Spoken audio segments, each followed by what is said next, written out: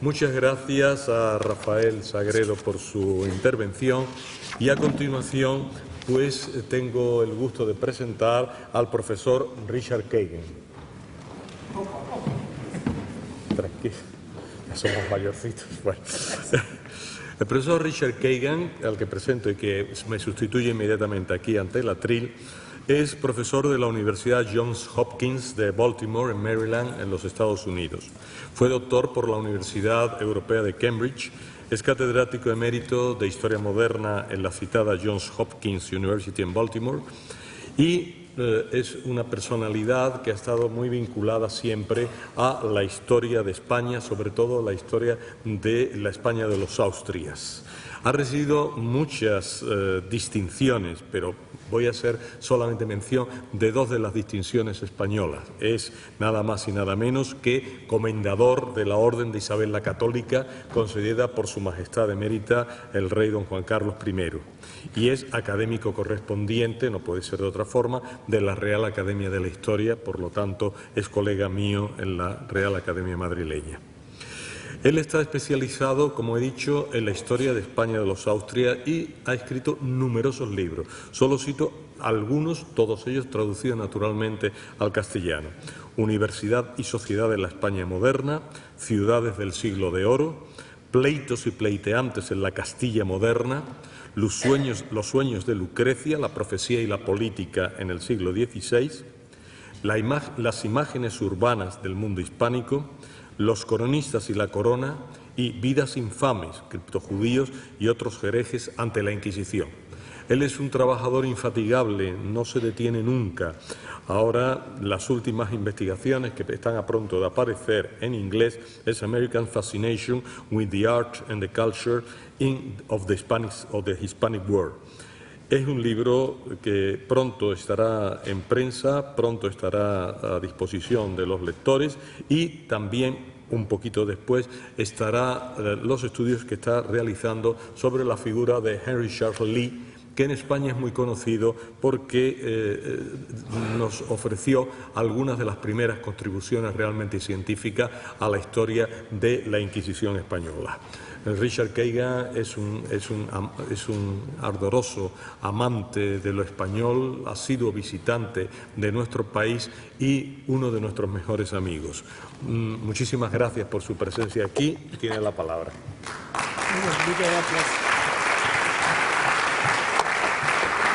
Vamos a organizar eso. Antes de todo, muchas gracias, don Carlos, y a todos el público y sobre todo a las autoridades de la ciudad pinciana. Siento aquí en Valladolid como si fuera mi segundo hogar, porque he pasado no sé cuántas temporadas, casi años aquí trabajando o en el archivo de Simancas o en el archivo de la Chancillería o en el archivo municipal y otros archivos en esta ciudad. Entonces siempre me da mucha alegría volver acá. Hace 5 siglos, en esta misma ciudad, el 22 de marzo, el rey Carlos V firmó una capitulación con 2 portugueses, Magallanes y Ruy Falero, para emprender un viaje marítimo por vía del oeste en un viaje de descubrimiento por la Mar del Sur. Por razones de seguridad, esta capitulación, este documento, no ofreció muchos detalles geográficos, pero sabemos que el destino principal fue las Islas Molucas, conocidas por sus especias y desde el punto de vista carolina, islas ubicadas, y le cito, dentro de los límites de nuestra demarcación, es decir, la zona del mundo reservado, según la interpretación castellana del famoso Tratado de Tordesillas de 1494, esta zona formó parte del dominio español o castellano. Al momento que Magallanes, Falero, el rey y varios consejeros firmaran esta capitulación, el único de ellos con experiencia directa con aquellas islas fue Magallanes, el que navegando bajo bandera portuguesa las había visitado unos 10 años antes y tenía, podemos imaginar, una memoria visual de aquellas islas lejanas junto con la gente que las poblaban. Pero ¿cuál era la imagen de estas mismas islas compartidas por el rey Carlos y sus consejeros? La respuesta a esta pregunta no está nada clara. Tenían a su disposición un globo terrestre del mundo pintado que Magallanes ha traído desde Lisboa, y al parecer uno en que él había trazado la vía occidental a las Molucas que proponía al rey. Magallanes también hizo referencia a varios mapas y cartas marítimas, entre ellas una que señaló la existencia de un estrecho al sur de Brasil que permitiría acceso desde el mar Océano, es decir, el Atlántico, al mar del sur, el Pacífico. Y al mismo tiempo, todos, aquí los dos protagonistas, lo siento, no está avanzando. ¿Y por qué no funciona? Y hay un fallo. Técnico. Por favor, ayúdame.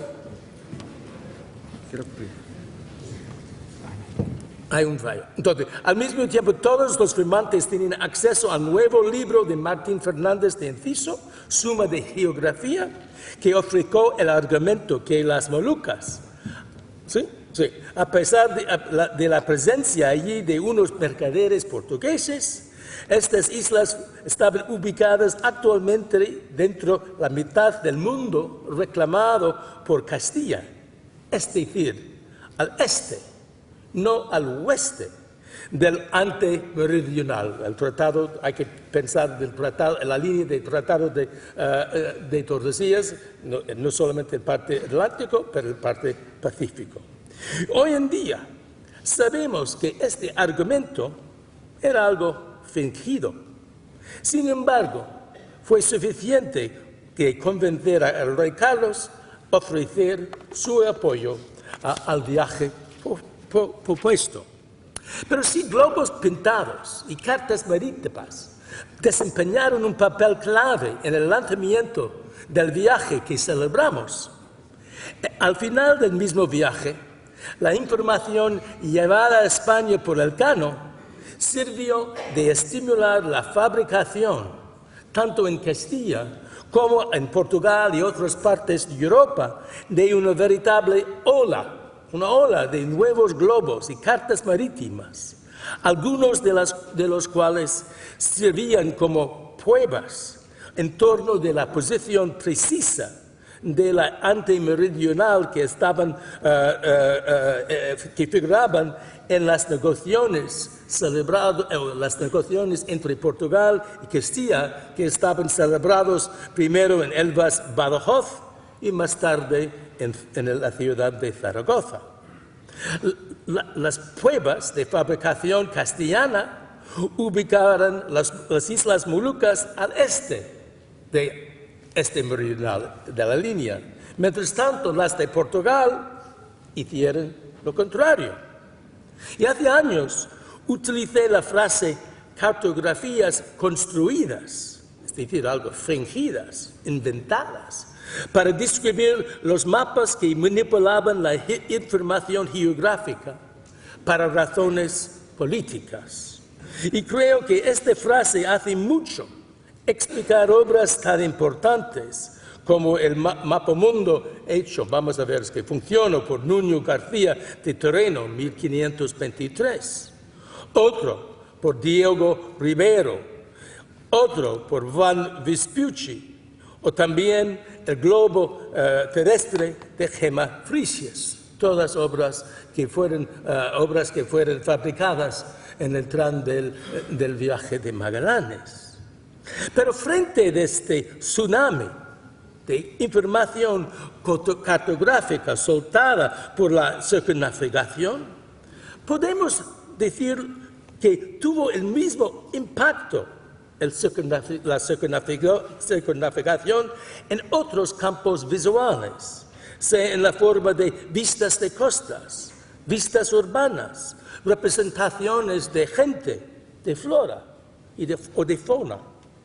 Pero antes de responder a esta pregunta, permítanme recordarles que al momento que partió de Sevilla en 1519, Magallanes llevó consigo varios pilotos y cartógrafos cuyas observaciones fueron instrumentales en la confección de los mapas que acabamos de ver en la pantalla. Y al mismo tiempo, Magallanes entendía perfectamente la importancia histórica de su propio viaje.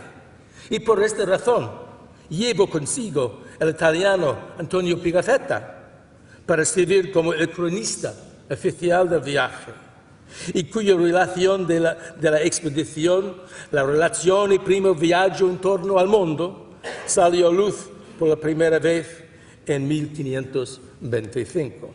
Ahí está. Pilotos, cartógrafos, cronistas.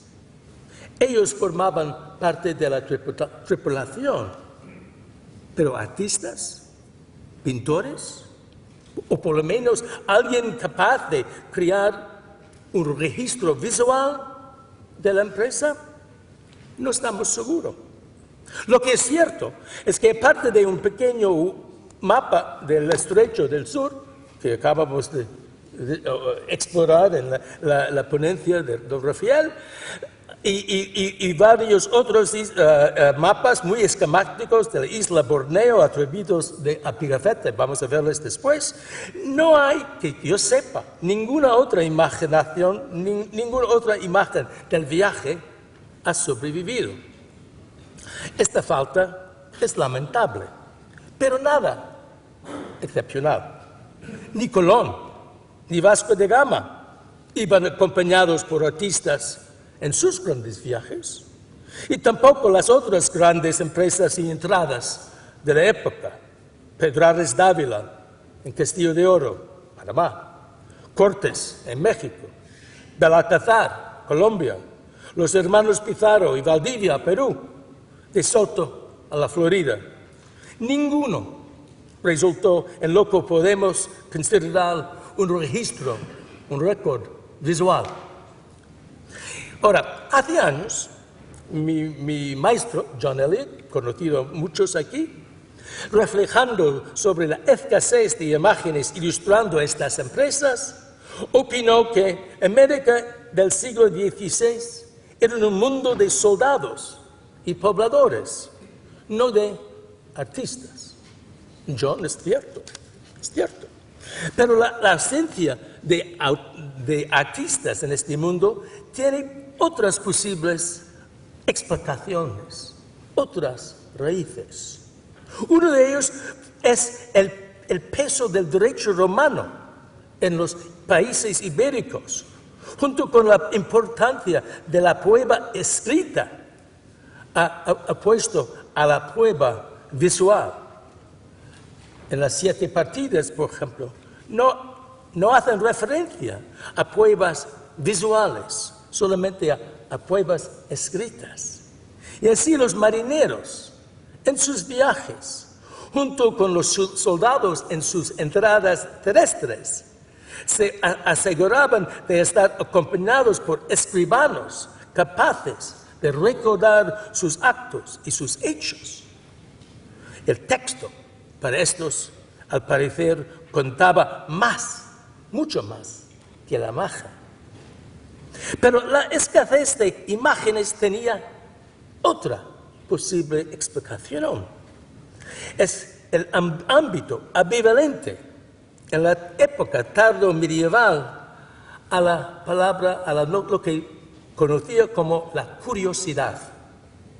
en aquellos momentos un concepto o término vinculado a la visión y más problemáticamente a una cierta insatisfacción con los límites establecidos del conocimiento. Y por lo tanto, se consideraba la curiosidad algo sospechosa, algo innecesario. Y según San Agustín, la curiosidad era un apetito incontrolado de vista que contaminaba gravemente el alma. En aquel contexto, mejor invertir en la descripción textual, que es cierto, que en la visión, que es posiblemente ficción. Y esta orientación al verbo, a la palabra en vez de la imagen, es una orientación que nos ayuda a entender o nos explicar la escasez de imágenes en tales libros como el Sumario de la Natural Historia de las Indias, obra de 1526, la primera relación de la flora americana hecha por Gonzalo Fernández de Oviedo. Y así, cuando Oviedo emprendía el sumario, Oviedo prestaba mucha más atención a la descripción textual de las flores y los animales que al visual. Una orientación que nos ayuda a entender porque esta obra solo incluyó 4 imágenes, todas muy esquemáticas y subordinadas al texto escrito. De otra mano, y como ha explicado Jesús María Carrillo Castillo, a lo largo de la época del Renacimiento, el estatus de la palabra curiosidad se evolucionaba en una dirección algo más positiva. Un cambio que se puede apreciar en la obra más tarde de Fernández de Oviedo. 15 años después de publicar el sumario, Oviedo empezó a preparar su historia general y natural de las Indias, libro en que demostró una actitud muy diferente con respecto a las imágenes, utilizándolas ahora como pruebas de importancia y de la novedad de las cosas que él había visto en el Nuevo Mundo.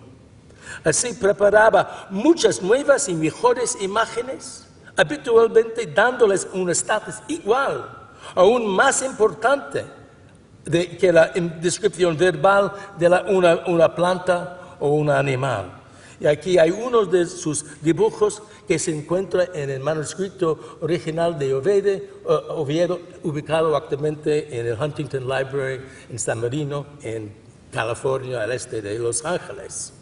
Pero, ¿qué explica esta transformación del verbo a la imagen? Un cambio filosófico por parte de Oviedo a los peligros vinculados, tradicionalmente asociados a la curiosidad, sin duda.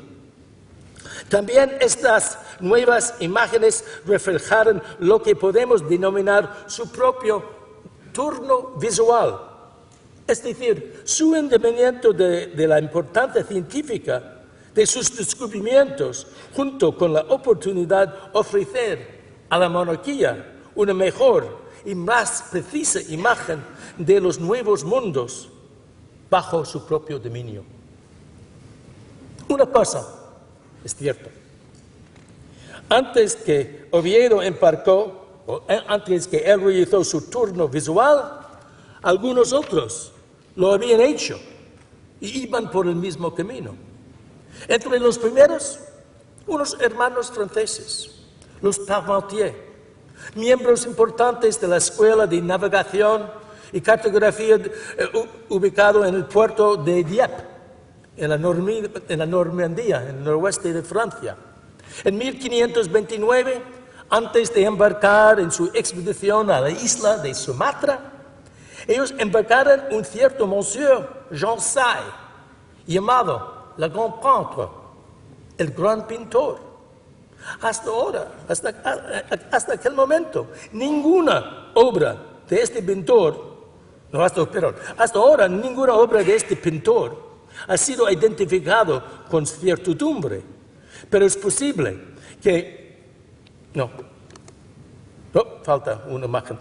Pero es posible que este pintor preparó el mapa de la isla de Sumatra, incluida en la relación de aquel viaje, y posiblemente unas imágenes de sus habitantes también. Vamos a ver a esta imagen.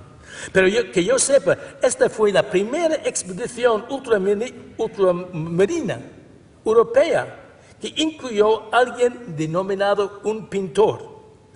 Y es importante, porque sirvió de crear un precedente para otros. El viaje de Drake al Caribe, 1585-86, acompañado por un italiano, un artista, Boazio. Y era lo mismo con Raleigh, el que llevó consigo a Virginia. Ahí está, fueron desordenados. Entonces, esta es la obra de pintor que acompañó el viaje de los Parmentier. Y este es el Drake que se fue al Caribe. Y este gran manuscrito que está actualmente en Nueva York, llevó este artista que hizo estas imágenes de los pobladores, de los indígenas en torno del mar Caribe, y este estableció otro precedente para John White, que se fue a Virginia en los años 90, es decir, construyendo un registro visual de estas empresas. Pero estas empresas de las finales del siglo XVI fueron las primeras expediciones que están documentadas visualmente de primera mano. Antes, no existía este tipo de registro visual, pero las relaciones escritas producidas en estos viajes servían de estimular la imaginación de muchos artistas, mayormente europeos, ninguno de los cuales había visitado uno de los nuevos mundos. La famosa Carta de San Ángel, escrita por Colón, estableció el precedente. En esta carta, Colón usaba lo que se llama autopsia, testimonio fundado en su experiencia personal, para dotar una medida de verosimilitud a sus hallazgos caribeños. Y según su descripción, la gente que encontró, los taínos, iban desnudos, fueron bien formados, no monstruosos, tímidos, de buen trato, y también fueron dispuestos a abrazar la cristianidad. Y esta descripción, aunque breve, servía dentro de poco tiempo como el punto de salida para el artista que creó la primera imagen que tenemos de los habitantes del Nuevo Mundo, esta pequeña xilografía incluida en la edición príncipe de esta carta impresa en Basileo en 1493. Ahí se ve la ínsula Hispalis, se ve ahí un buen encuentro pacífico, los dos partidos, los europeos y los indígenas, intercambiando regalos, todos muy contentos. Pero esta imagen tan positiva de los habitantes del Nuevo Mundo americano no duraba mucho. Según la tradición clásica medieval, los habitantes de las zonas trópicas y cálidas del mundo fueron, a causa de razones climáticas, ellos fueron necesariamente bárbaros y en algunos casos monstruosos. Y se defendía en esta imagen de la calidad monstruosa de los habitantes de las zonas tórridas en muchas obras, particularmente en el libro de viajes de Sir John Mandeville, el que incluyó entre los habitantes gente con los de un solo grande pie, otros con un solo ojo o una cabeza de perro, aún otros que llevaban sus caras en el pecho. Y también advertía de la presencia en aquellos mundos de antropología, los dichos carnavales. Colón refirió a este tipo de gente, los caníbales, en su carta de San Ángel, a base de unos informes proveídos por los taínos, que Colón nunca vio un caníbal en su vida, pero esos testigos le aseguraban que, mira, ahí, otra isla allá, ahí hubo unos otros feroces, los dichos caribes, que van a comer carne humana. Y a partir de este momento, los caníbales estaban omnipresentes en casi todas las descripciones posteriores de los nuevos mundos, particularmente en Brasil, a donde Amerigo Vespucci comentó sobre las costumbres de los nativos. Refirió a los Guarani y los Tupinamba de comer en manera habitual los cuerpos de sus enemigos. Y como Sureka Davis ha demostrado en un libro reciente, esta imagen de una América poblada por caníbales es uno que los artistas europeos de la época no podían resistir. Una de las primeras de este estilo apareció en la pequeña xilografía que acompañó un reportaje sobre los amerindianos editado en Alemania en 1505.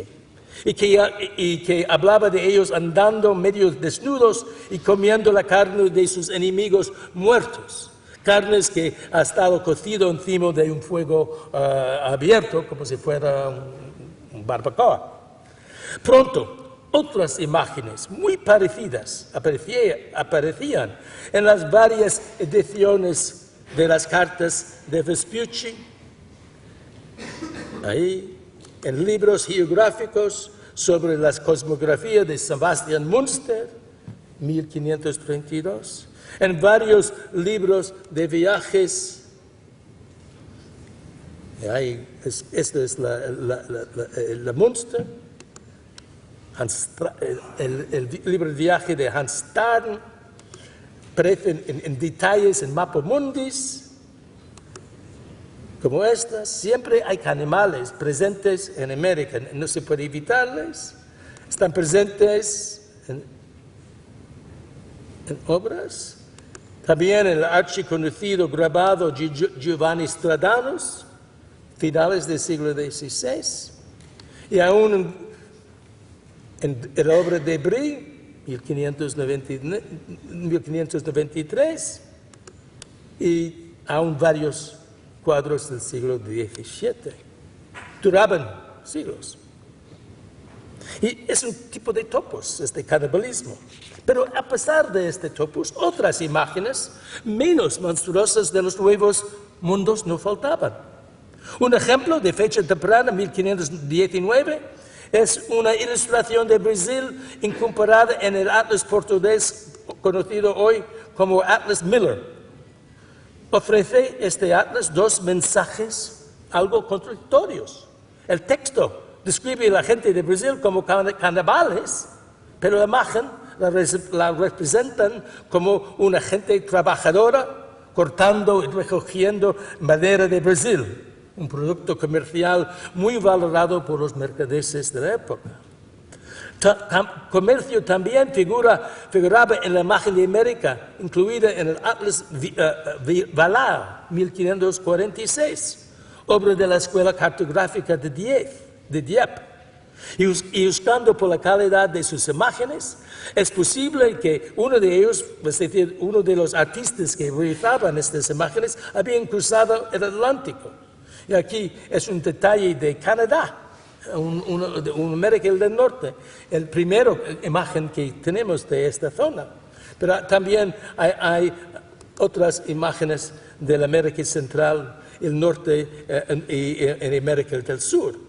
Y finalmente entonces estamos fijando una imagen nueva de esos nuevos mundos. Y aquí estamos cerca del estrecho de Magallanes. En este se ve que los nativos, siempre desnudos, son guerreros, pero trabajadores también, y dispuestos a hacer comercio con los europeos. En estas imágenes, canibales no hay. En cuanto a la expedición Magallanes-Elcano, ¿cuáles fueron las imágenes inspiradas por sus relaciones? Las relaciones de Pigafetta o Maximiliano Transylvanius, el secretario del emperador. En relación del viaje de Maximiliano, estuvo escrito en la forma de una carta dirigida al cardenal arzobispo de Salzburgo, y llegó a un impresor en Colonia, en Alemania, el que lo imprimió bajo el título de Moluccas Insulis, con un frontispicio en que están ilustrados un cacique con un instrumento musical, unos gentes desnudos y otros, y al parecer unos gigantes cubiertos por pieles de animales. Y estos gigantes, según Maximiliano, estaban entre los nativos, entre los indígenas, que Magallanes encontró en Patagonia, cerca del puerto de San Julián, en la actual Argentina. Y esta imagen de gigantes, que viene del relato de Maximiliano, en los próximos años, esta imagen de gigantes se vendió en todas partes, ganó tracción. Y gracias en gran parte a Pigafetta, cuya relación solo refirió a unos pocos gigantes, pero después él escribió vestido y como en pieles 2 veces más alto de los europeos, un hombre bien porcionado, no monstruoso, y estaba ahí, bastante pacífico. Y representaciones de este gigante o estos gigantes aparecían en varios mapas. Entre ellos, el mapa mundi confeccionado por Sebastián Cabot, el piloto mayor de la Casa de Contracción, 1544. Y sin embargo, aquí el gigante está vestido, no sé si puede verle, no en pieles, sino en tipo de bata. Un bata colorida del tipo se puede encontrar en la mercería del barrio. Y vemos casi la misma figura en el mapa mundi de Sancho Gutiérrez, otro cartógrafo vinculado a la Casa de Contracción, obra de 1551. Y a partir de este momento, iteraciones diferentes de este gigante o gigantes aparecían habitualmente en los mapas de América, todas derivadas de las mismas fuentes, las relaciones de Maximiliano y Pigafetta. Y estas mismas relaciones hicieron algo igual por las Islas Molucas.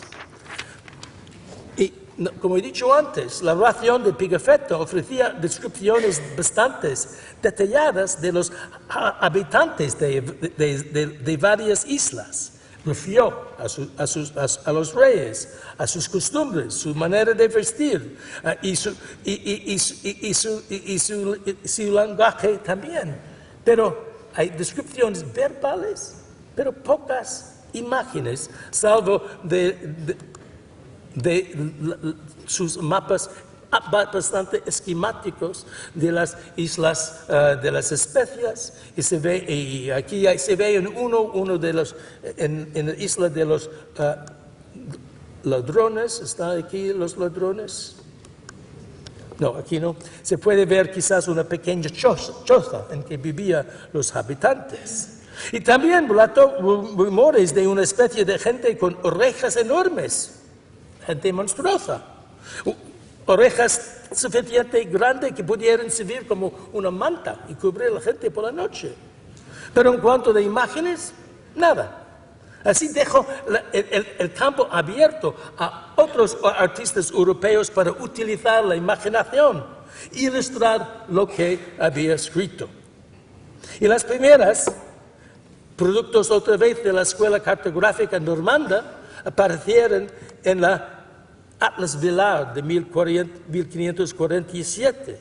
Una es de Terra Java, aunque en este caso no está claro si esta imagen, si se ve aquí una procesión con un consigue, un rey, y no estamos seguros que deriva o de Pigafetta o otra fuente, o quizás es posible que esta imagen que hizo el artista que acompañó a los hermanos Parmentier a las Indias Orientales en 1529.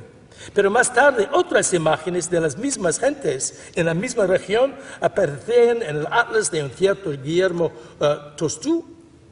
Así es el velar, pero en Tostú. otro cartógrafo neerlandés, medios del siglo XVI, y este Letestu había visitado varias partes del mundo atlántico y quizás el Pacífico también. Y empezando en torno de 1546, preparaba una serie de cosmografías universales en las cuales aparecían varias imágenes de la gente de Perú, quizás aquí, Perú, aquí, no sé si se ve muy bueno, y después hace varios más de Java, Borneo y otras islas, todos de los cuales conformaban a lo que podemos considerar el canon o repertorio habitual de imágenes de las tierras nuevas, caníbales en el caso de Brasil, mujeres y guerreros desnudos y unos caciques llevados en literas. Pero en torno de la misma época, y así estoy acabando, apareció unas nuevas imágenes de las Indias orientales, más originales, más etnográficas y preparadas a base de experiencia personal. Unas formaban parte de un códex, se llama el Códex Casatanense, actualmente conservado en Roma, y es de origen portugués, fechado a medios del siglo XVI, quizás 1570. Es obra de una artista anónima, pero este códex, orientado más a Persia, a la India, también incorporaba otras imágenes de los habitantes de Malaca, de esta zona, ninguno de los cuales tenía orejas grandes, ni parecían monstruosos. Aquí estamos. Y parecidos, aquí están dos del reino de Malacas, son bastante bien etnográficos. Y parecidos son las imágenes que están incorporadas en lo que se llama el Codex Boxer, que está nombrado por Charles Boxer, el famoso historiador inglés que estudiaba tanto Brasil como la Asia portuguesa. Y este manuscrito, más o menos todavía inédito, está conservado en la Lilly Library en Bloomington. Todavía falta un gran estudio detallado, pero es obra española, en torno a 1590, autor anónimo, y aunque mencionaba el nombre del obispo de Moluco, Juan Rivero Gallo, como un posible autor. Pero aparte de unas descripciones detalladas de las vidas y costumbres de diferentes tribus de las islas filipinas, el isla responsable por estas islas, aquí es la portada, que he visto antes, con canoas, un barco europeo, y empezó a separar los indígenas de esas islas en varios grupos étnicos. Son fascinantes, chinos o senglayes, japoneses que había allí, y también varios grupos extranjeros también. Entonces está tratando de poblar o dar una imagen visual, un registro visual a estos nuevos mundos en una manera que nadie lo ha hecho anteriormente. Así, poco a poco, iban poblándose los nuevos mundos con verdaderos retratos de los habitantes, es decir, los habitantes descubiertos en el curso de la circunnavegación. Bien, hay mucho más decir sobre este tiempo, porque hay otras clases de imágenes hechas por manos indígenas en algunas cosas. No quiero mostrar todo porque faltamos tiempo. Tenemos imágenes urbanas como la famosa imagen de Tenochtitlán, otras como la imagen italiana, toda maquinaria de Cuzco a mediados del siglo XVI. Tenemos imágenes de origen indígena, entre ellos aquí tenemos la Codex Mendoza, obra de medios del siglo XVI, o imágenes del Codex Fiorentino y compilado por el fraile Bernardo de Sahagún. Pero esas otras clases de imágenes son temas para otras ponencias. Pero ahora, para concluir, lo importante es reconocer que el viaje que celebramos hoy no faltaba de crear varias imágenes, algunas con una gran importancia etnográfica de los nuevos mundos visitados tanto por Magallanes como Elcano en el curso de su viaje global. Muchas gracias.